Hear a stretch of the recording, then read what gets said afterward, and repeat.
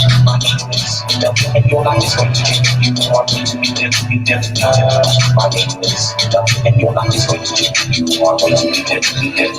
My name is Delta, and your life is going to change. You are going to be different. You are going to be out. You are going to be bigger and larger than ever. Imagine the possible. And you know why? Because just you and I, when you find the power that's been dormant inside of you all of this time, and all of this time you were afraid to go out and no longer look at me.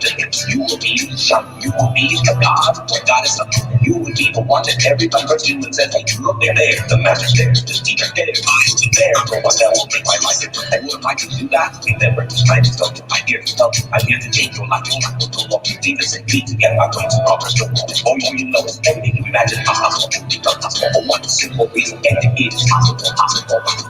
My name is Delta, and your life is going to change. You are going to be different. My name is Delta, and your life is going to change. You are going to be different.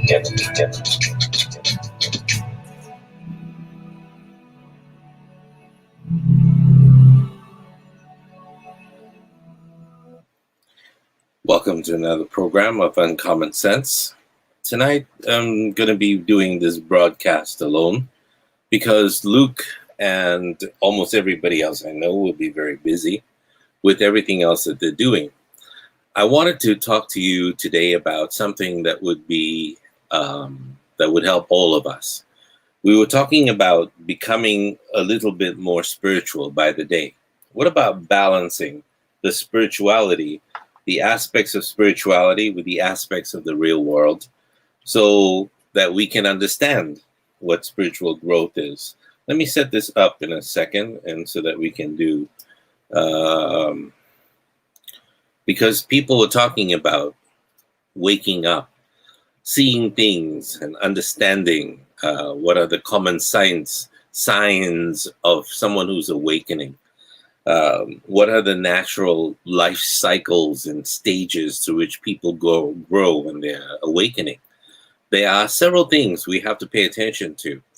If you will, you can even call them awakenings or signs if you want.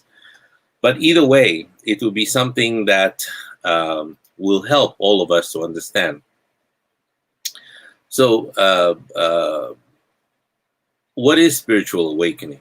Well, it's a dissolving, if I can tell you, of the illusion that you are separate from oneness. That it's a profound revelation that a person's energy moves and starts, begins, ends with every interaction, with everything that happens with everybody in the world. So you have to understand that when you start to think about spirituality in ways, I cannot do this. What is happening to me?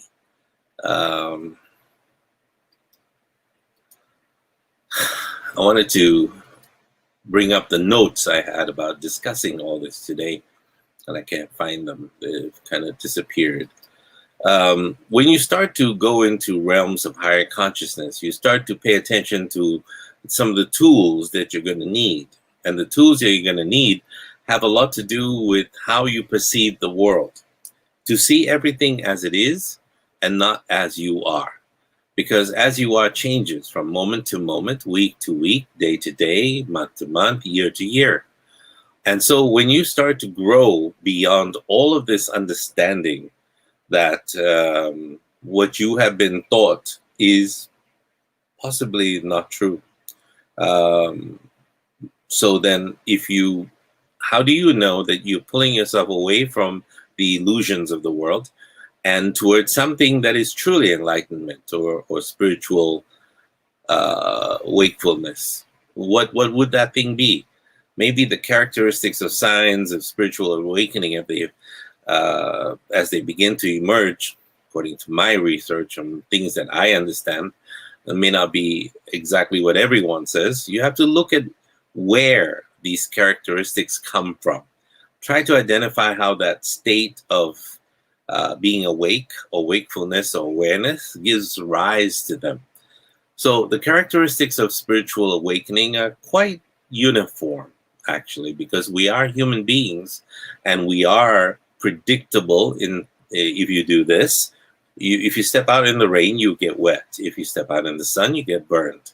If there's several things that you can predict will happen. You can't say, oh, we don't know what will happen. So when you try to take a look at people who are permanently awakened, well, these people experience a lot of the characteristics we'll talk about and discuss, and usually at roughly the same degree of intensity, if you will.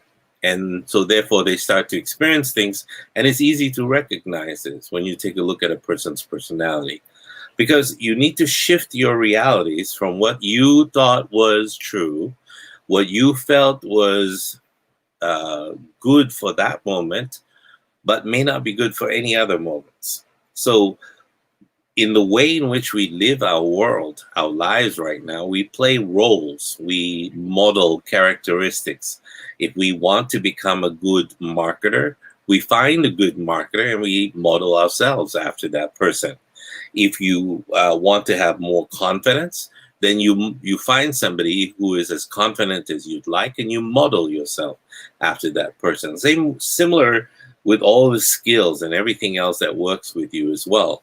And this uniformity of what happens to you as you go into spiritual growth and spiritual management, then you begin to realize that there is some way in which that if you experience this high degree of wakefulness, that you'll obviously also experience a high level of well-being, joy, things associated with bliss, and a high degree of mental solitude or quietness, a very pronounced tendency towards helping others, like living for, pushing humanity forward, living for humanity.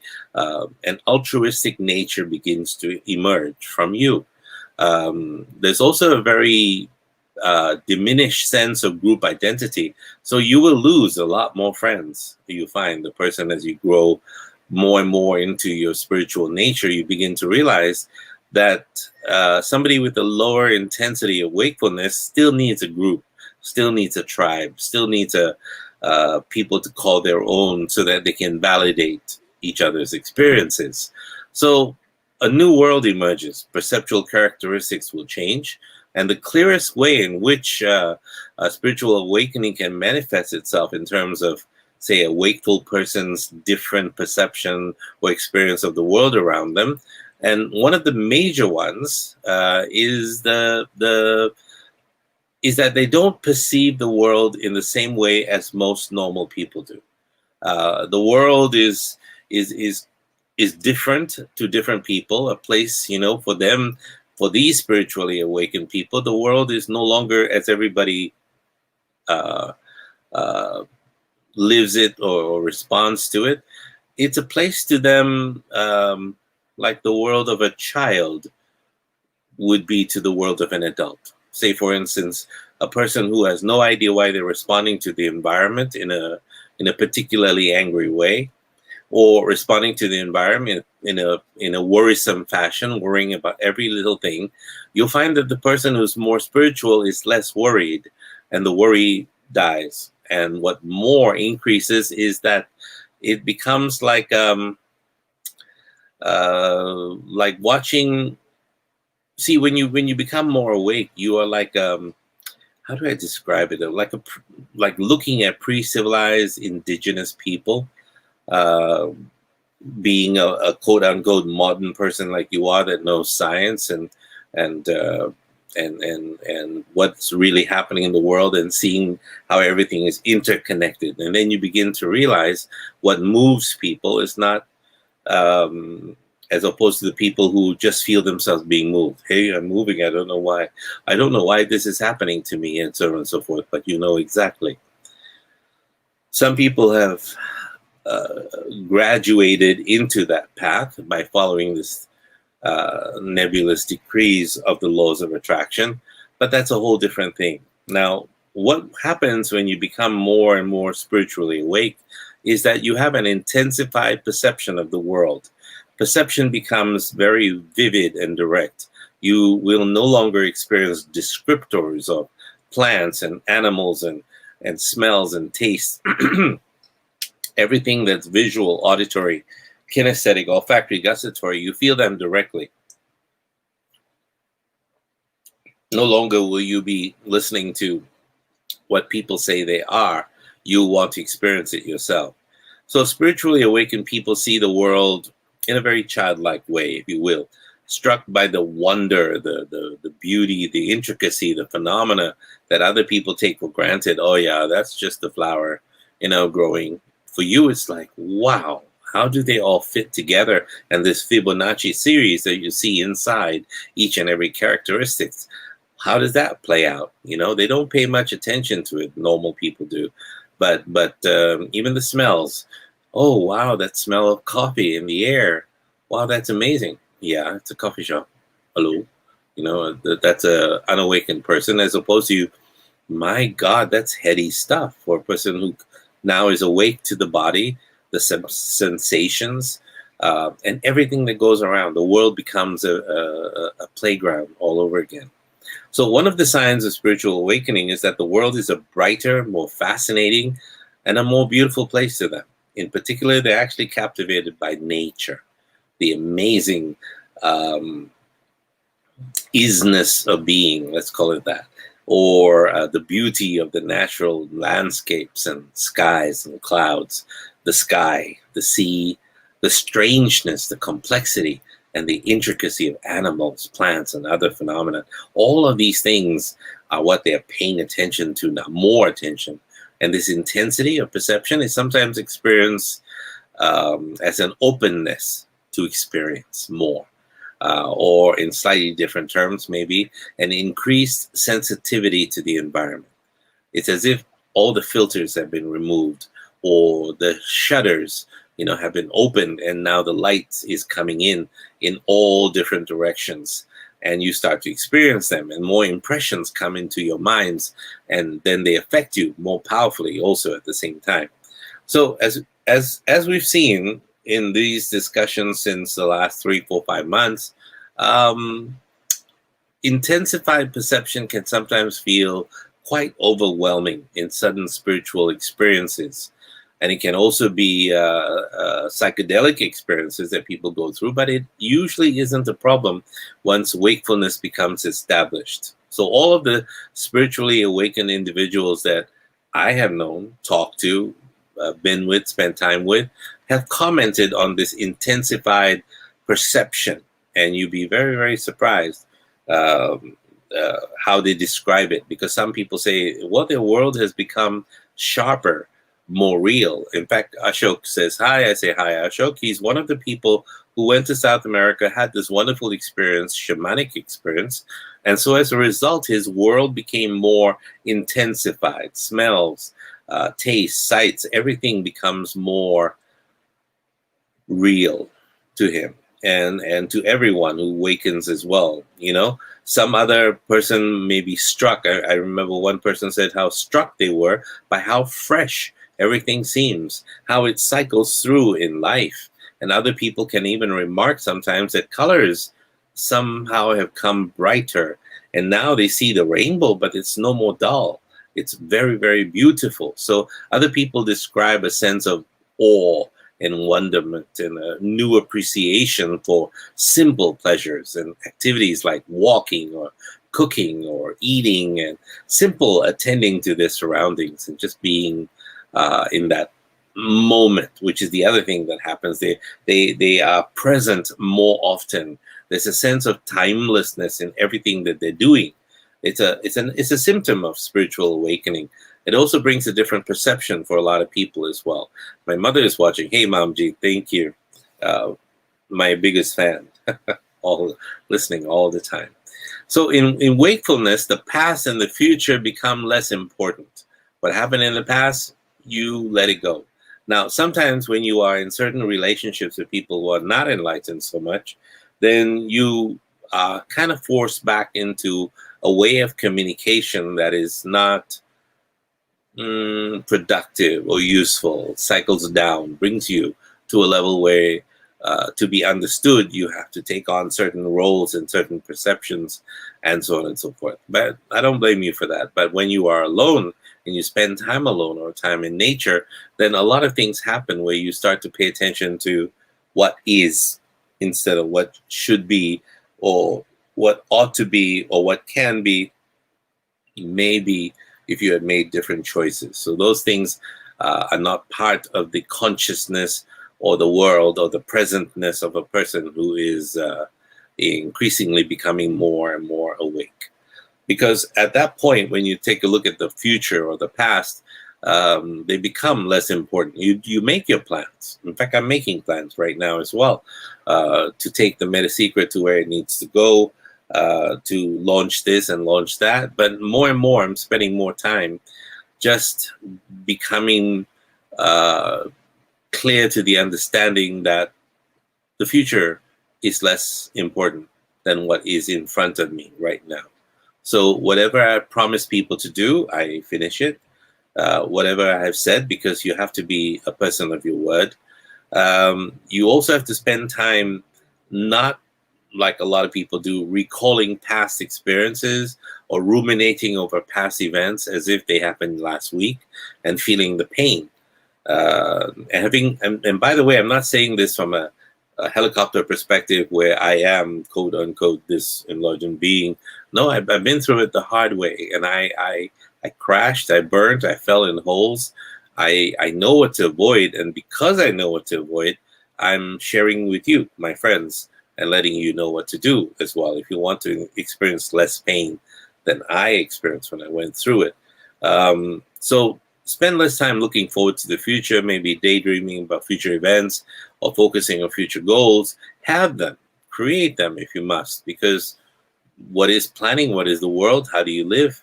How do you board a bus to get from here to the end of the city of Singapore? It's very difficult unless you know exactly where you're going. And a lot of people who don't need that are a lot of people who have already paid their bills or have a way to pay their bills and all of that. That's why I want to talk about how a practical approach towards spiritual beingness and practical beingness can be married, and one and the same person can have that as well. So instead, what happens with a lot of people who are awakened or awakening, they focus on the present experience, whoever they are with, the surroundings they're in, the people they're with. Yes, occasionally they may miss an aspect of where they used to be or who they used to be with, but that's okay as long as you keep it fleeting, because you have a mind. The mind thinks about these things, but don't be affected so much emotionally by these things. So pay attention to the sensations, pay attention to the impressions that they're having, but let it go at the end of the day. So for some people, this increased perception or presentness leads to a sense of the expansiveness of time, that somehow we go beyond that. Time seems to somehow open up, or slow down, or even disappear sometimes altogether. And this sign of spiritual awakening is the sense of the eternal now, and the here and the now. And that is, I think a lot of mystics have actually described it as when the past, the future, and the present merge into a state in which you can perceive all of them as equally as if you perceive this moment that's in front of you. So ultimately, the past and the future are concepts, that are created by this mind of yours. We might never actually experience either, because our minds and bodies are always in the present moment, and the past and the future, they only exist in thought, whereas the present does not exist in thought. The present is simply that. So anyway, it's in my book, The MetaSecret, as well. Just paying attention to what is there also helps you to pay attention to how time tends to slow down and expand. And sometimes you start to pay attention to this now as if that is all there ever will be. And then you feel the bliss that comes with that awareness as well. So an awareness of a presence or an all-pervading spiritual energy that's around you. You don't want to call it God. You don't want to call it a guide. You can call it whatever you want. But the point is, there's a spiritual energy that collects around the person like an antenna. When you start to go into higher levels of consciousness, and spiritual awakening, therefore, is part of that. So you begin to experience symptoms like becoming aware of a spiritual force that you can wield and you can direct, that pervades all things as well, and flows in you, in everything, in everyone, and the spaces in between things even. You'd be surprised. So in understanding and in living my life, making the mistakes that I've been making, I remember having one person describe this as a deep sense of living presence that is both magnificent and also very ordinary at the same time. So another person describes this symptom as awakening a vast presence, which is just infinite and pretty mind-blowing at infinite. I'm trying to understand infinite is mind-boggling, especially in nature. So I know another person who talked about being in the presence of an, or being before an awesome presence. He couldn't describe it in words. He referred it to God or the God force. And this force is sometimes described in terms of maybe the source or the universe, whatever the case they want to call it. Something underlying and fundamental that doesn't just become part of everything and all things, but gives rise to them, the manifestation of such, in the same sense as well. So in a sense, all things are the manifestation of this force, really. It comes about, is brought about by your mind.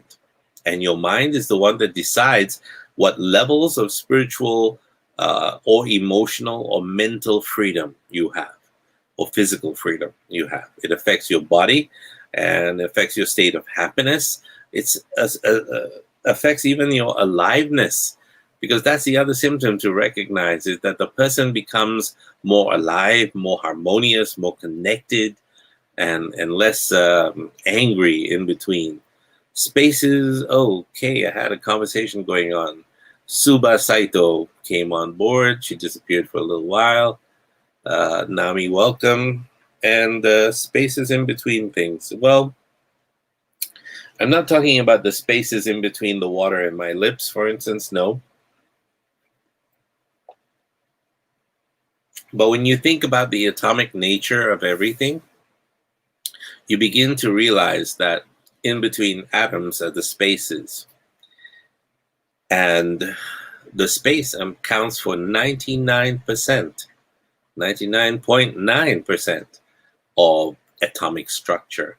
So most of an atom, most of a molecule, is therefore 99.99% empty space. But it's not empty.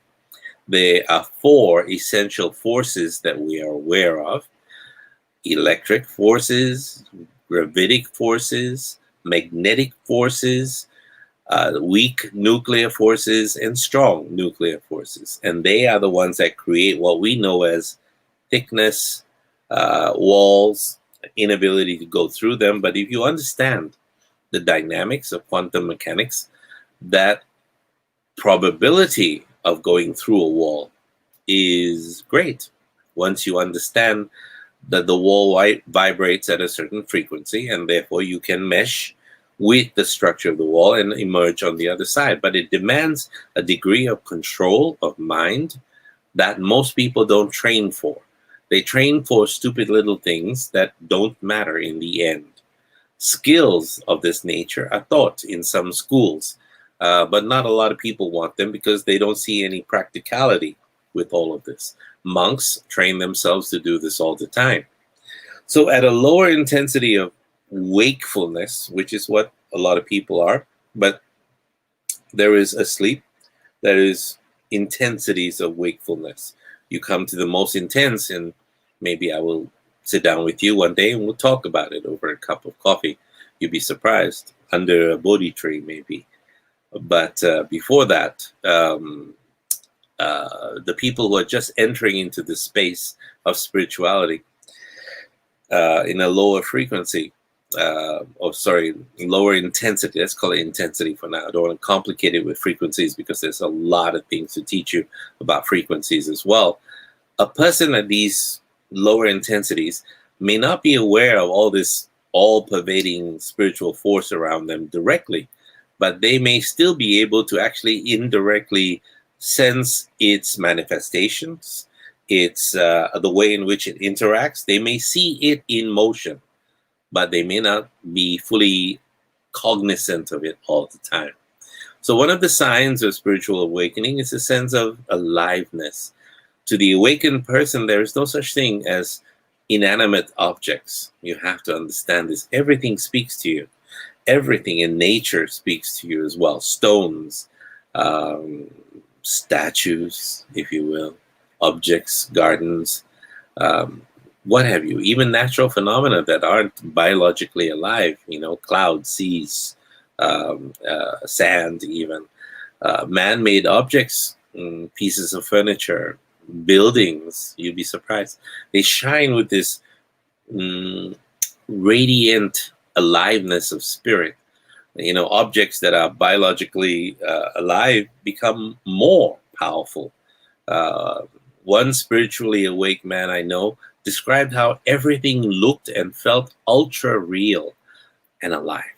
And I kept staring, he says, out of the window, just marveling. He says that I could see almost all the atoms in everything. And I looked at it all. It was all vibrating in front of me. And I had the strongest feeling that everything was perfectly okay and perfect in the universe, that there was nothing to be afraid of anymore. And that person's recollection touches on a different indirect effect of this all-pervading spiritual force, a sense that all is well.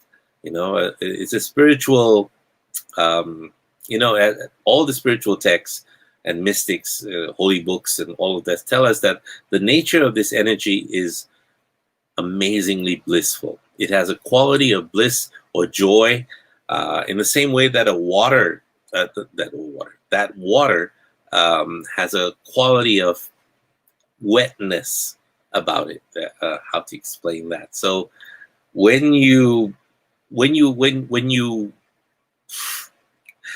we perceive the presence in the world of this God force, there's a sense of harmony, and again, it's an awareness that is commonly described by a lot of indigenous people in South America and all of those places. It's a symptom of spiritual awakening. We sense that the universe is a benevolent place and that harmony and meaning are its fundamental qualities. There may be aberrant souls that need to be reconditioned, and they usually are when they leave this earth and that planet. So you be aware of that as well. So when you pay attention to it, finally, the spiritual energy that underlies and pervades all things, and so creates a sense of connectedness or oneness, an awakened person may have the sense that these boundaries between superficially separate and distinct objects are no longer there. They have melted away somehow. So they may still sense what's, some of my students, even in my classes, have described as the oneness of everything or the oneness of the universe. And that way, when I take them through that hurdle of being afraid of the people they're speaking to, they don't know how I did that, but it's just done. And so that's where sometimes in the Master Trainer program, the difference between a trainer, a great trainer, and a Master Trainer is the fact that the Master Trainer teaches not just at the conscious level, but also the unconscious level. And you do it in several different ways. We'll talk about that in a little bit. Let me take some questions here that might have come up. Where am I here? I'd be happy to. Spaces in between things, I'd be happy to. What was she saying? I'd be happy to. That's true. There are architecture marvels around, which are all around us, like the internal man-made beauty that other than the 7 wonders of the world may not others notice. I think this is Yoda speaking through Suba. And agree I do, Suba Saito, to what you say. If you put it in a coherent sentence, maybe I can help you with that. But since you mentioned the seven wonders, let me tell you, you will find when you are in a state of mind or where you are going through a spiritual awakening, there are no longer seven wonders of the world. There are 7 million wonders of the world. You begin to see them all. You edited the comment. Thank you, Yoda. That I understand. Correct, you are. So anyway, I don't know how to help it do any other thing, but we were talking about affecting the different characteristics, the oneness of everything, oneness of the universe. A new self begins to emerge, a person that you want to know. And when you experience spiritual awakenings and things like that, the common sign that your inner life has changed or undergoing changes, you begin to recognize that there's a shift in how you feel inside, in all of your psychological experiences, in all of your interactions with people all around you. The shift changes us so profoundly sometimes that in a general sense, we feel as if we are very, we have a new identity, literally, that we have somehow been reborn, like born again. We do take on a new identity, really, because when you think about it, a wakeful self-system emerges and replaces the old self-system of sleep, unconsciousness, being unconscious in the situation, being unmindful, as opposed to being more mindful of every word that creeps out of your mouth, everything that you do, every reaction that you have, and people around you as well. So in cases of gradual spiritual awakening, this identity shift then becomes very, very slow. You see it over time, maybe a period of 5 years or so, a period of 6 or 7 or 8 years, you will see it, and not as quickly as some people within months, where you see the change start to take place. And this old self-system, if you will call it, is gradually remolded into a different form, an unrecognizable form to all your friends. The person that you were before is no longer the person you are today or are becoming. The person that you have been in terms of what you've done, what you've thought, what you felt. People, your friends feeling uncomfortable may want to drag you back there, but it may not be something noticeable for a lot of them if you're going very, very slow. It may be something that develops over time with this spiritual awakening. And when you start to look back at it, you'll see that you won't recognize the changes if you go very slowly, except maybe in retrospect, when you start to pay attention to what's happened. So, but in sudden spiritual awakening experiences, the shift is so abrupt and very dramatic that many people can pinpoint the exact moment that it happens, a point of awakening for a lot of them. For a lot of people, it's that period within a few weeks that they say they change completely. If you're prepared for that, you're ready for that, then the whole world and all of life now becomes a grand adventure. So let's maybe, if I don't have time to talk about it today, because I want to keep the program to 1 hour, because nobody's actually going to be on with me. So when no one's on with me, it's very easy to stay to 1 hour. But it's always very difficult sometimes. So let me see if I can talk about what happens on the inner face of everything that you do. And that way we can pay more attention to what happens on an inner level when enlightenment, or you get into a pre-enlightenment state of mind. You have to be not only prepared for it, but you also have to want it at some point. You have to also understand that there's a lot to know about the shadow end of who you are.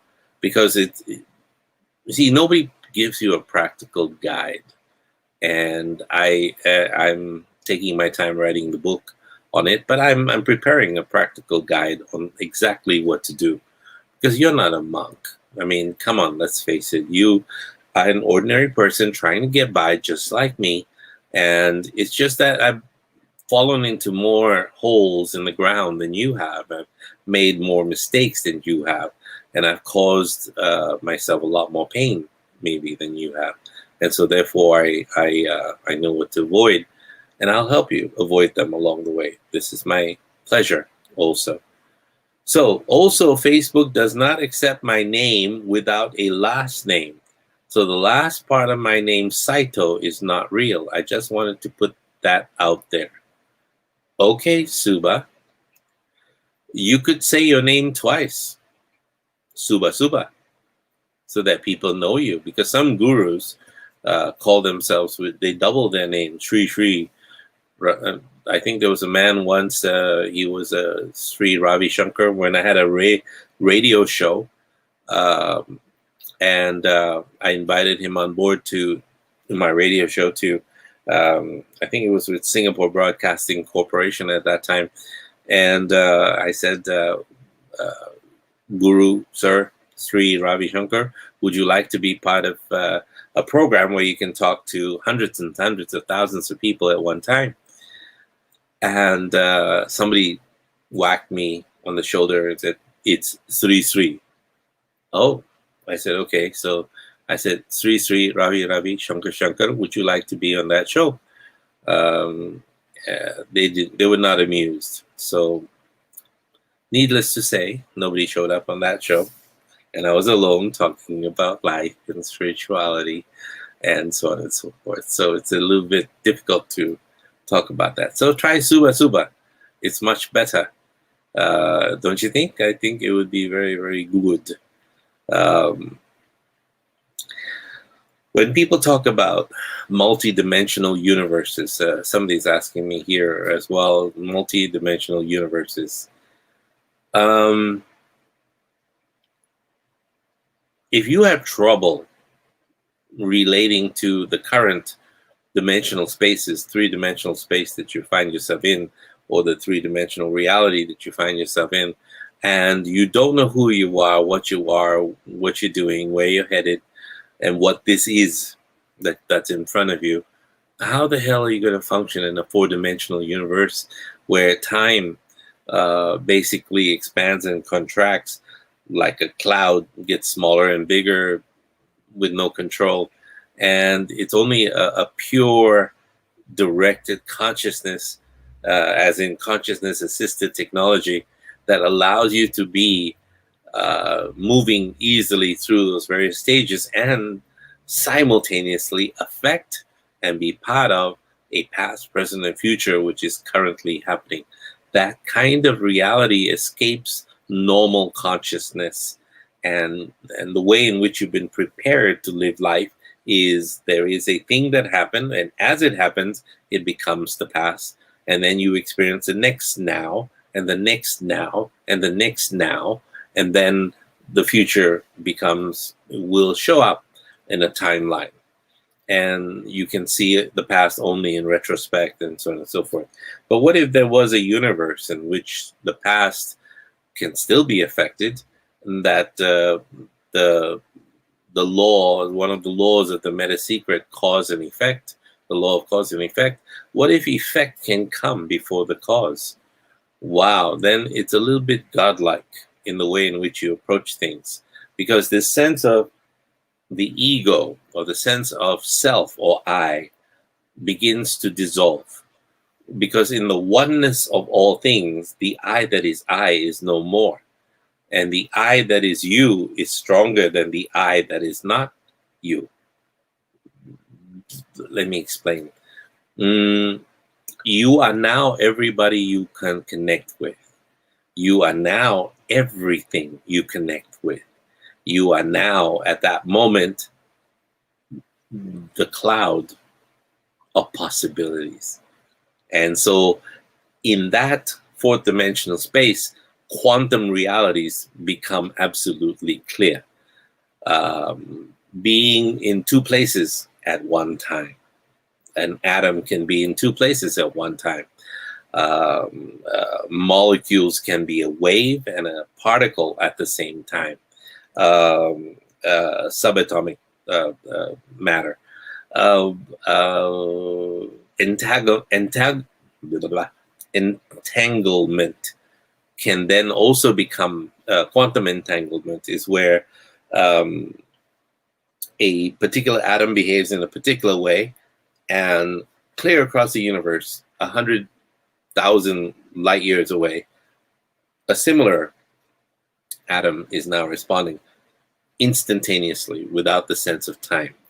Now, all of those things become obvious realities. But what if you go into a fifth dimensional space?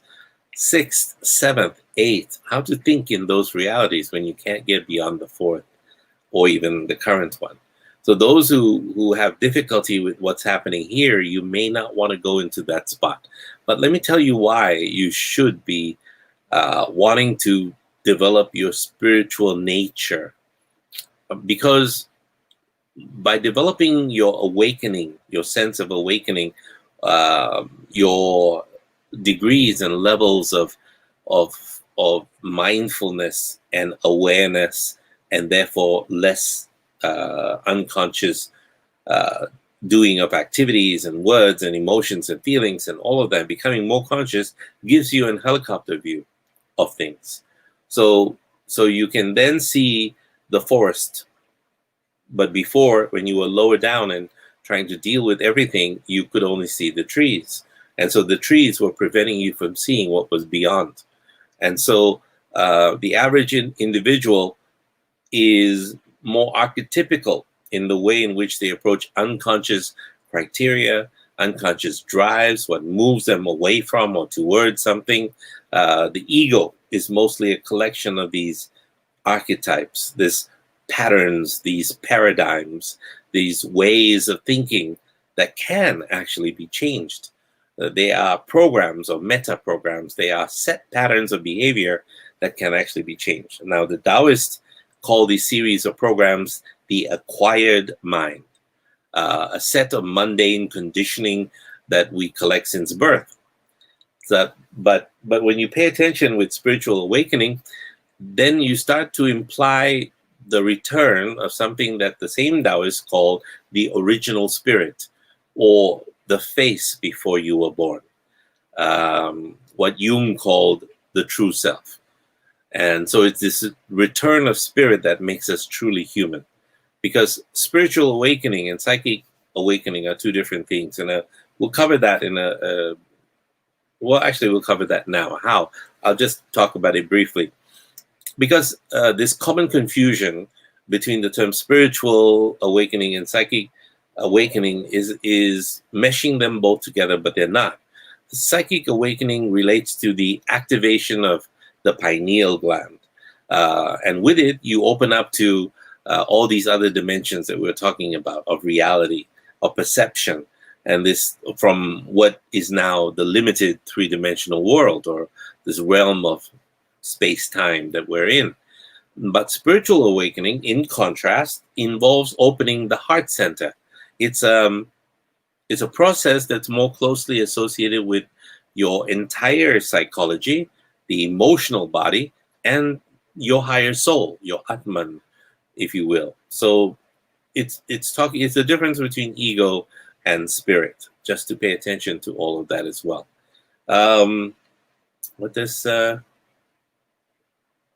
Also, the I'd be happy to was for us to have coffee while discussing these topics.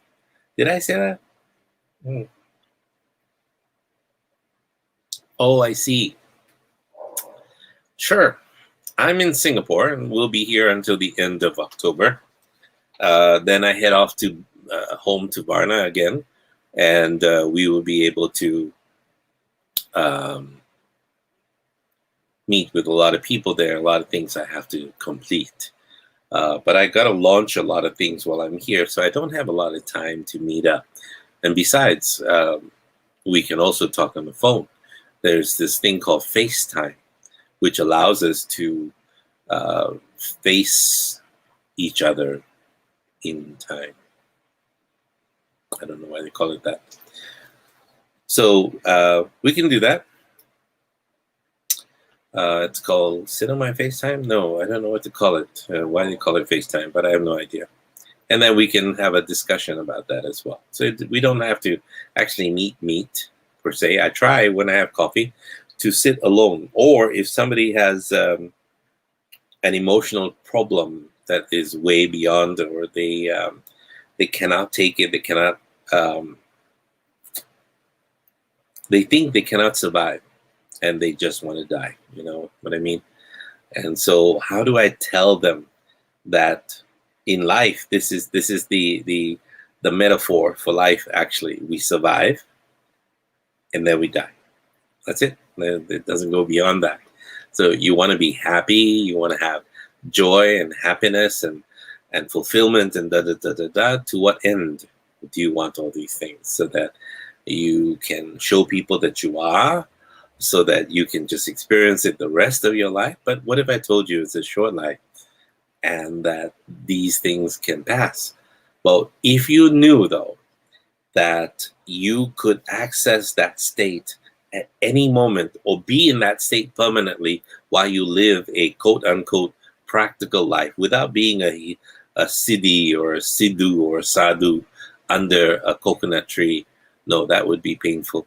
Any other tree that doesn't have big fruits, things like that. I think Buddha chose the Bodhi tree because there were no big fruits. That's the first thing he did. Let's find a tree. Oh, that one has no big fruits. I'll sit there. And it's got no fruits at all, so there'll be no ants, and so on and so forth. It was a practical choice. There's nothing holy about the tree itself. It's just understanding it. We are now coming on 9:47. Wow, just chatting away by myself. 45 minutes have passed. If you have any questions for me, now would be a good time to type it into your Facebook, or that's a cool name, Sasha Sagan. I like that. Any relationship to Carl Sagan? One of my biggest heroes. If you have any questions for me, either in Facebook or here in this StreamYard, please type them out right now or ask me right now, and I'll be glad to help to answer your questions. Also, if you want to join me, I just posted my connection for you to be able to come to on this broadcast, on this live stream, so that you can ask me directly the question and talk to me as well about something that's happening in your life. So the questions can be of any nature at all. I'll wait for your answers, and then we'll talk about it. We'll continue the discussion if I don't finish it today. I want to try to keep the program to 1 hour if I can. So someone had asked me in one of my classes where I was teaching them about what to expect in spiritual awakening, and how to recognize what you're doing is correct, and going through step by step. Correct means that if you do something correctly in a correct order, there will be a symptom, there will be a thing that happens, there will be a reaction, there will be an impact upon you and your environment at the same time. With spiritual awakening and enlightening exercises and courses, there are people that run these courses, actually, believe it or not, and we don't question whether they are enlightened or not. If they can hone your consciousness and help you focus, like John Mumford wrote a book a long time ago. I forget what he calls himself right now. Prabhahansa something. But John Mumford was his earlier name before he became a guru. And the book was simply called Concentration. If you pick up that book, it may be out of print, so try and find it in ancient libraries, if you will.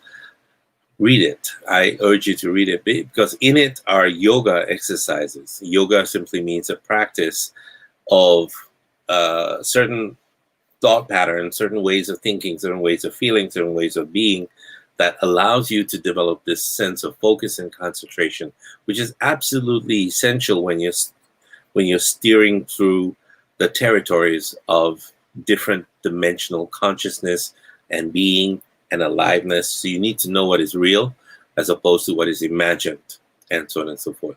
So one of the ways in which if you do your spiritual awakening exercises and enlightenment exercises correctly, is that you will feel a dramatic reduction of this inner noise, of your thought chatter, where your brain is like a little monkey going back and forth and thinking about everything and fearing everything. And sometimes it doesn't even have to be fear; it can be useless thoughts as well that actually play no part in your current reality. May usually all comes about as a result of focusing on the past. So in our normal state, the streams that come through our mind almost constantly is a world of images. Let's call it emotional associations, anchors that are being fired left, right, and center, worries about the future, anxiety about what is to come, whether or not you will have enough, whether or not you are enough. All of these things, and daydreams about what will happen, worst case scenarios, all of that, they only usually stop when your attention is absorbed with external things, or when you're doing something that demands your focus. So this thought chatter is such a normal part of our experience that many of us take it for granted. They call it self-talk, and it's normal for a lot of people. And we're so immersed in it and so identified with it. We have things called, what the hell do you call them? Affirmations. And affirmations that we say over and over. I deserve it. I deserve it. Money is mine. I have a good relationship with money. And I'm like, what the hell? We don't even realize that it's there. And we certainly don't realize how powerfully it does affect our behavior, our thinking, our outlook, and our perceptions. So it disturbs our inner world, and it gives rise to a lot of negative thoughts and a lot of negative emotions. So all of this disconnects us from the essence of our being and constantly reinforces our ego identity and reverses and all of our sense of confidence, and it strengthens our sense of separateness from each other or from everything in nature. So almost all of this awakened individuals that I know, that I've spoken with, or even in some of my books describe them, they have similar spiritual awakening symptoms, although with a lot of variation. Some people, a small portion of them, report that their minds had become completely quiet, with a complete cessation, that means ending, of thought chatters. And more typically, though, for a lot of these people, they report that there was still some thought activity in their minds, but much less than before. And so others report things that while this thought chatter was still there, although not as much as before, they felt less associated with it, less identified with it. It's like a cloud going by. And they were able to stand back and observe the thoughts and let them flow, because they knew they were not their thoughts. And their thoughts are just simply there. The mind tends to generate a lot of things in and of itself automatically. That's why we call them ANTS, A-N-T-S, automatic negative thinking or thoughts. So if you try not to be fully immersed in those thoughts or overly affected by those thoughts, where you feel small, you feel enraged, you feel fear, you feel coerced, you feel slighted, you feel offended, so on and so forth. Those are emotional reactions to what is a thought. It makes no difference. Somebody screams at you and says, somebody does that to me once in a while, because I do irritate people with some of the things I say. I should learn to keep quiet, actually, sometimes. And they say, fuck you. And I said, well, thank you for the offer, but I don't think I have time now. Maybe later. And no, it's not an offer. That's the other thing you'll find. Your sense of humor starts to increase as well. Maybe it's time to start thinking about what it is. Has anybody got any questions for me? Nobody has any questions. Everybody just wants to listen and not ask questions. Suba Saito Suba, SS. You could call yourself SS. and learn the salute, whichever way.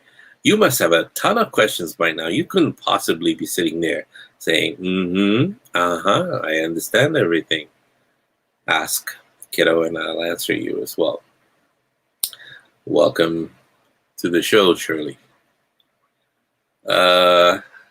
If you have no more questions, we're coming on to, I'm hoping to answer just one more question before I take it off the air. Otherwise, the next program you're listening to, if you're just coming in right now and listening, then you're not listening to it live. You're listening to it that's programmed or reprogrammed. You're listening to it from the beginning. If you're just coming in, listen to it from the beginning, because there's some useful things I'm teaching you about how to recognize when you are more and more awake. There are probably about 10 more, maybe 12 more things I have to talk to you about awakening and what it's all about. I'm writing a book right now. It's about how to become enlightened, how to think like Buddha. And because I wanted to know what was in the way in which he thought about different things that allowed him to become less worried, less angry, less so on and so forth, and to be able to teach his wisdom and practice his the sense of calm that he had as well. So those are things I wanted to teach you over a period of time. And if you're tuning in right now, this program is called Uncommon Sense. Why do I call it that? Because there is common sense, but it is not so common that I call it uncommon sense. So it should be common sense. A lot of these things I know, but then I realized a lot of it is not common sense.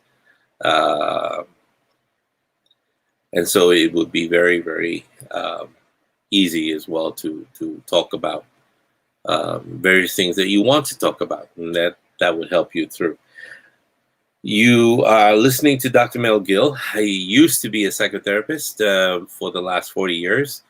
I became a motivational speaker in the last 25 of those years, or 30 of those years. And since then, I've been more or less retired.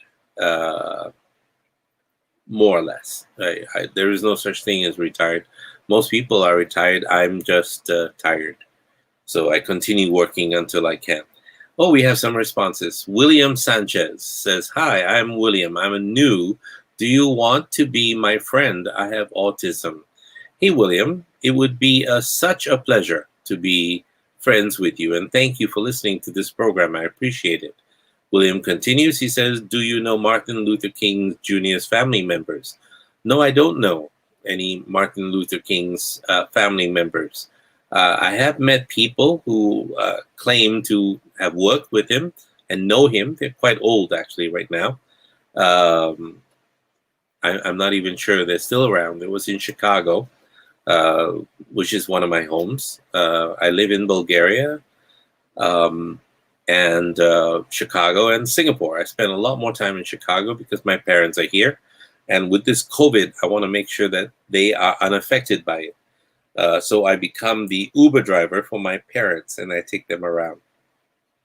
It just so happens, William, that part of my expertise in helping people and part of my skill sets is helping people with autism. And so if there's any way I can help you, please feel free to write to me personally, otherwise, or in my private chat. If you don't want to make it public, you don't have to. And we can chat about what it is you could use some help with as well. That's my alarm. I give it a funny voice so that I remember to laugh no matter how serious the time is. So welcome on board. Yes, consider yourself my friend. Suba Saito says, actually, there's a ring to it. You hear that? Suba Saito. It's almost like a song. It should be. Suba says, I can relate with the mind chatter part, and I still need to learn how I can disconnect from the mind chatter that goes on. It's not just thoughts of the past, but thoughts of the future as well. Well, exactly, kiddo. Let me give you a way you can do that. It's called meditation. You don't work on disconnecting. You don't work on disconnecting. You just automatically disconnect. It just happens. It's like you hear a sense of droning, a lot of sounds that are droning, and people are droning on and on and on and on. That's your voice. That's your inner voice. It's sometimes droning about the future. What if, I could have done this, I would have done this, I should have done this, if only, da da da da da da, and so on. And then there's regrets in that same direction. I could have, would have, should have, and all of that, those sort of things. And then you replay conversations in which you have felt a little bit emasculated, and so therefore you should have given more power by saying this and that and this and that. All of those things will be part of that chatter that goes on in your head. Oh, I wonder if my father thinks I'm doing okay. I wonder if my mother still loves me the way it is. And, I wonder if these, hair that's growing on my chest going to affect my future boyfriend. All of those things come into your head. So what you do is you don't work on getting rid of the thoughts. The thoughts are always going to be there. What generates them will cease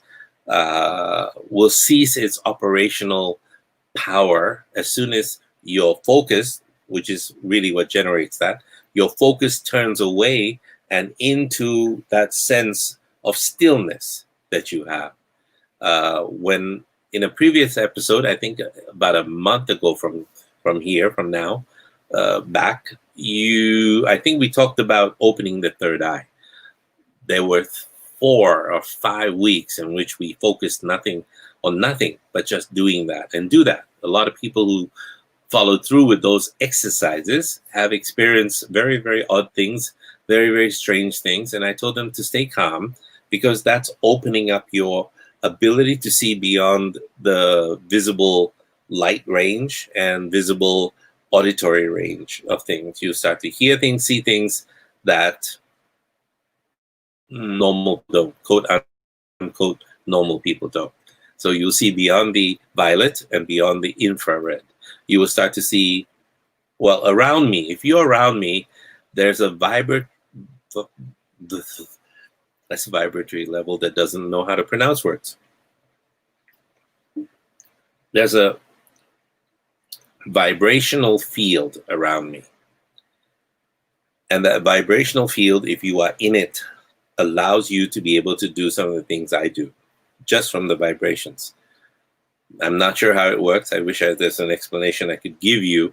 It's the proximity that allows you to do that. The calm that comes with it sometimes would send people to sleep in my presence as well, because I'm very, very calm. And the thoughts that go on in people's heads keeps them wide awake, keeps their eyes open wide, and they are not able to do that. So that's why babies and I get along, and people wonder why I could just pick up a child and just fall asleep. This has been not good on the dating scene as well, because you can imagine everybody just falls asleep, all the women. So, and let me tell you about myself. Okay, right. Wait for you to wake up and call you a taxi. Just kidding. So anyway, long story short, if you have any questions right now, now's a good time. We're already past an hour. The program you're listening to is called Uncommon Sense. So, Suba, you have 2 minutes for any other question that I could help you with.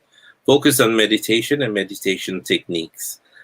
There is no aim to meditation per se, just the practice in and of itself.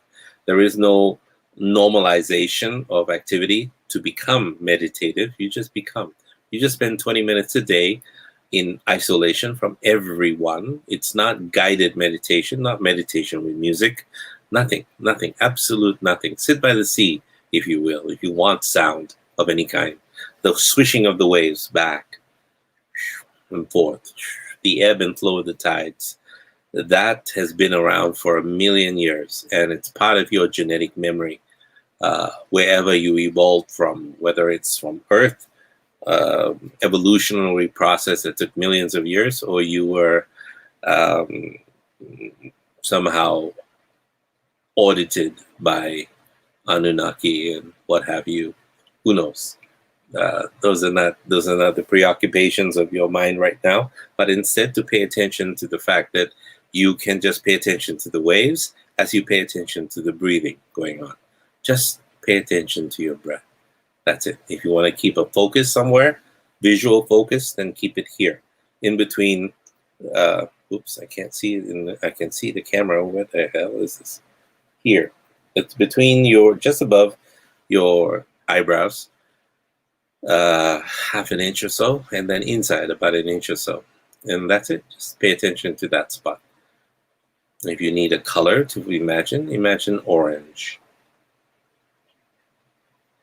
Any other questions? Anyone?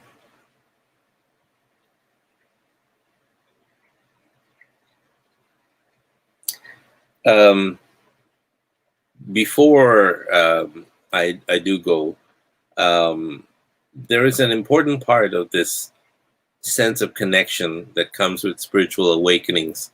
The sense of the other person is the other person, and I am I, between me and you, between us and this sense tends to disappear. What other people feel, you will feel. It's almost like an empath picking up stuff. We no longer feel, that we're in this body looking out at a world that seems to be separate from us and out there. We no longer observe from a distance. We're part of this flow of the earth's unfoldingness. And this separation dissolves into this connection with everything, the interconnectedness with everything. And so in the same way, then you begin to realize that we sense all things that are connected, and we sense people that are connected to each other as well. And we feel that we're connected to not just living things, but things that are not living, like stones and sand and earth.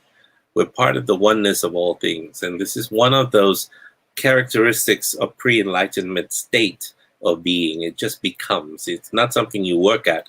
It just becomes. No longer will somebody else's pain be just their pain. You will feel it as much as they will feel it. Now, there is a realm that we all go to when we do die. I say when, I didn't say if. I said when we die, where our fields of consciousness merge into each other. And as they merge into each other, we begin to feel the other person's feelings, the other person's thoughts, and everything else that happens that we think is separate from us is no longer separate from us.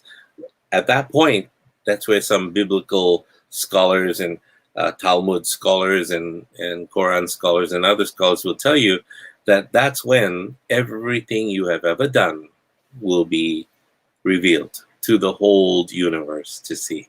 There is a place where nothing is hidden. It's uncomfortable for some people, but for others who follow the right way of thinking, the right way of being, and of action and everything, and is honorable and full of love and love-filled, well, guess what?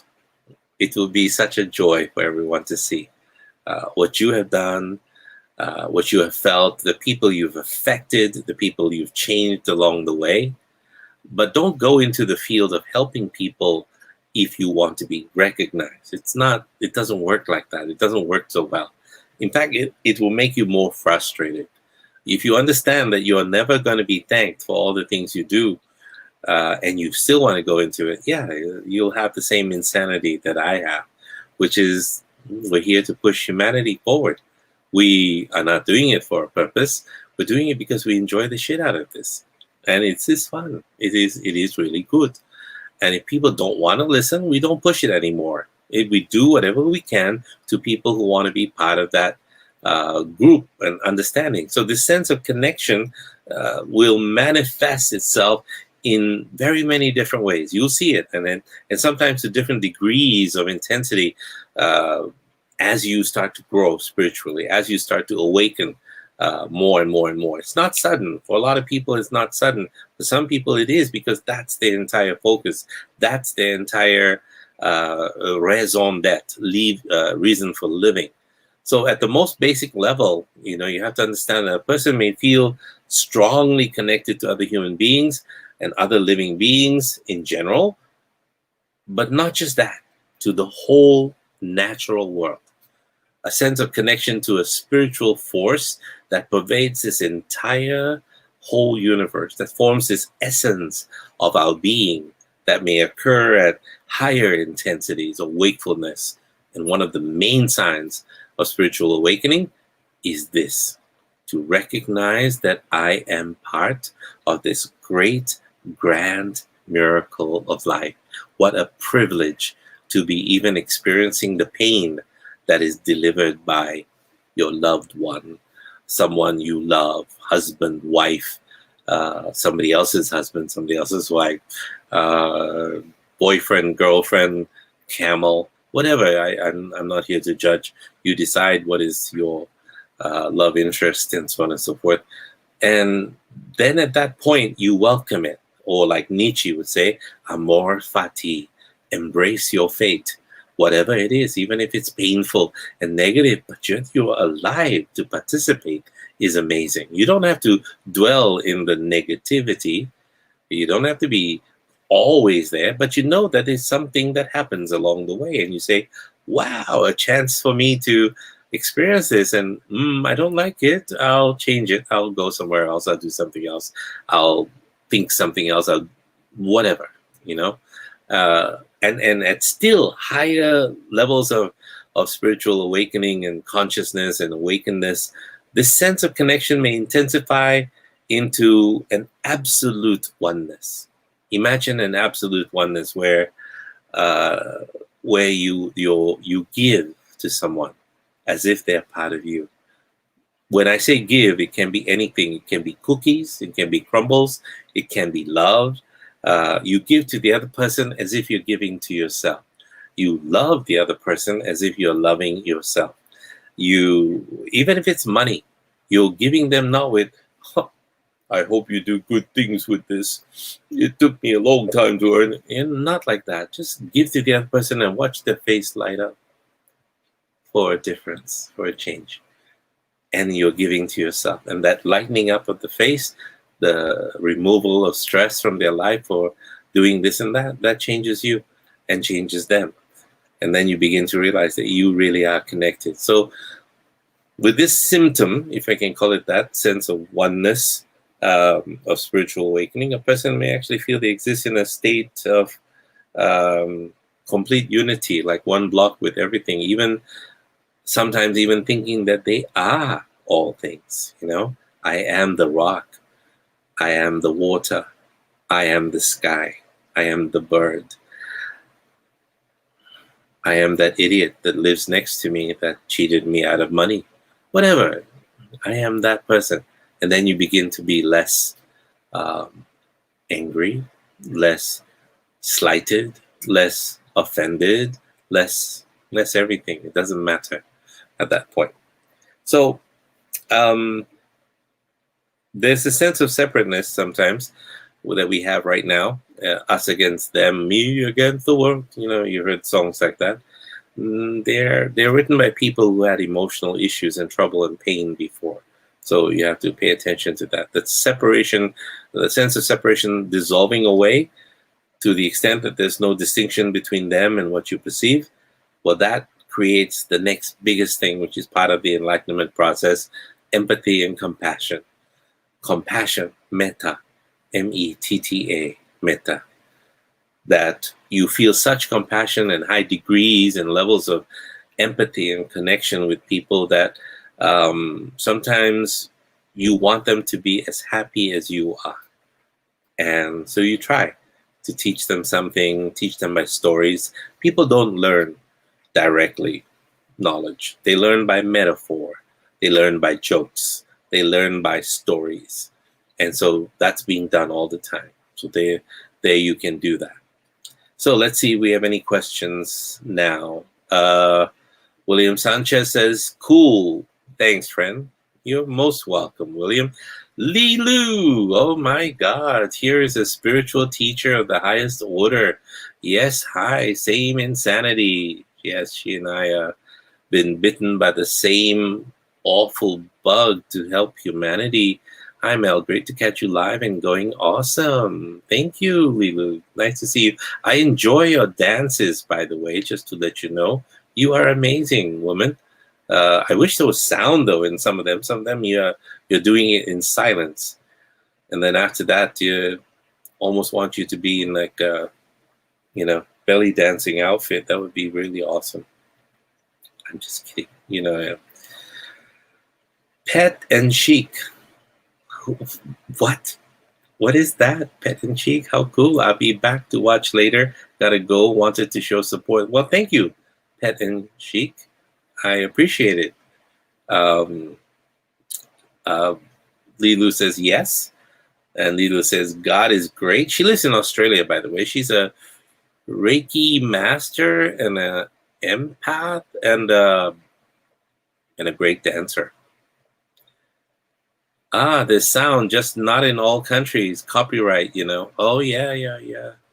Then you should record it in Vimeo or something and then put it out there, maybe. Or send them a link to your site where they can see, to see my special dances just for you. This is, what do they call it? OnlyFans or something like that. And you can get financed that way as well. People will pay, it doesn't have to be huge. It can be like $3 a month or something like that. And they can watch you sing and dance and be part of your big fan base. And it can be a way in which you can earn money also at the same time. Wow, how did this come up? Okay. Well, I was reading your statement, though. God is great. We are always given a choice, always free. Everything in the physical is temporary. No one is better than anyone. Well, you haven't met me yet, but yeah, true. Anyway, build your sense of humor as well. It'll be something we'll do. You know what? This program broadcasts only on Wednesdays, 9 p.m. Singapore time, and 9 a.m. New York time, and 4 p.m. Bulgarian time, if you happen to be there and everywhere in between.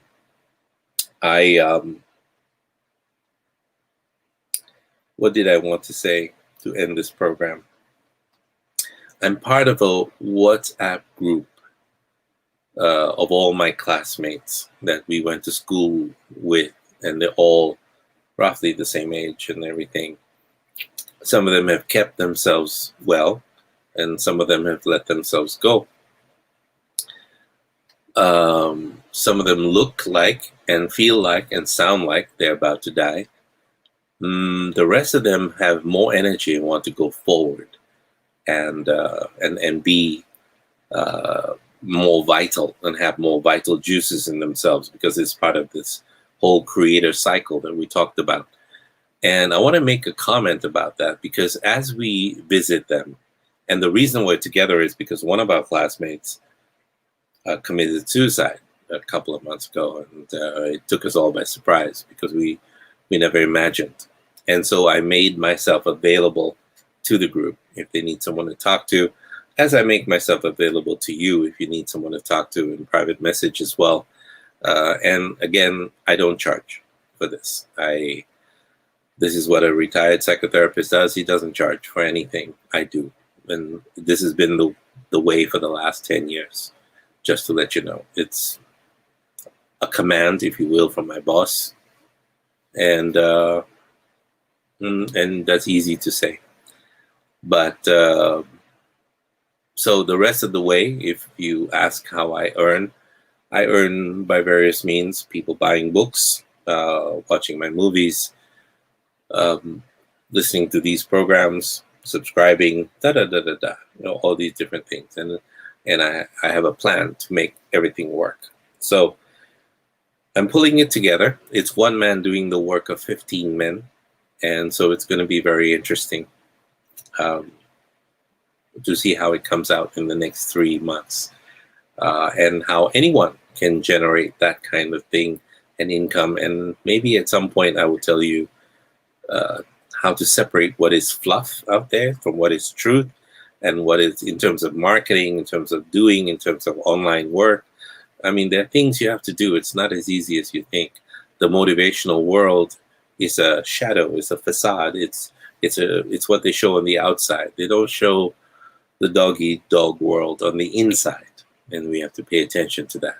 I'm talking to a friend today and tomorrow about turning all of these broadcasts into not, I was going to say fresh. What am I doing here? Live, not live, but to do them all pre-recorded and for you to be able to benefit from them by giving you things that are structured that you can have. So it's not just a chat back and forth. Let's see what we can do. In the meanwhile, let's call it a night. Thank you for your time and paying attention to everything that I'm trying to teach you here. Why am I doing it? Because these are mistakes that I have made along the way. And if you are following the same path and you're listening to people who don't know what they're doing, it's going to be a very tough thing to do. Yes, Suba Saito. It's like a video series, if you will, and kept very short, 15 minutes, and so on and so forth. And the online course, yes, I'm actually putting it together. And you know what? I need to collaborate with you. A part of me is speaking and saying, I need to collaborate with you on one or two of these courses. There are lines of things I'm doing. One is Meta Secret, all in a straight line. Then there's things related to psychology, all in a straight line, together with my 119 books. And other things related to spirituality and growth and enlightenment as well. So let's work together. And Ashok, I'd like to work with you as well in a collab. It will be awesome. So let me call it a day.